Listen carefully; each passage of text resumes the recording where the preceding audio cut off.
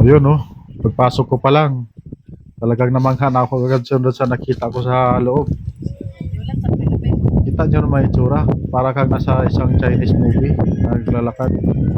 Lalo lang nung napalapit na ako sa itong lugar na to, tingnan mo.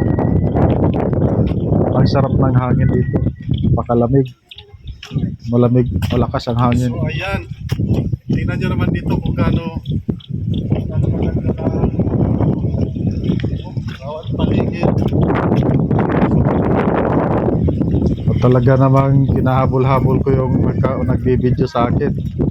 Nakaka-excited na. Malamig ang panahon pero mainit pero napakalamig ng hangin.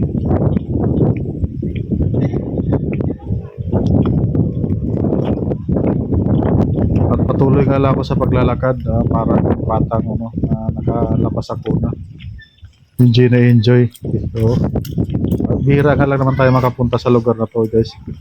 Place ko nga pala ito matatagpuan sa Claveria sa Mindanao. Ito yung mga lugar na napuntahan ko nung ako nagtutor. Pindis Torres sa Mindanao. Makaway sila sa akin. Makaway sila sa akin. Ito nga pala yung pinakamalaking peacock dito sa lugar na to. Yung itlog pa lang nito, sa malaki. Ayan, itlog ko.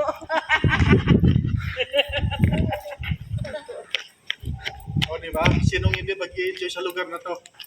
Ito lahat yung nakuha sa mata.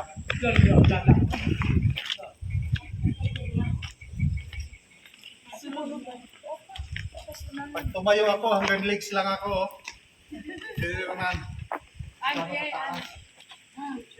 Okay. Cut.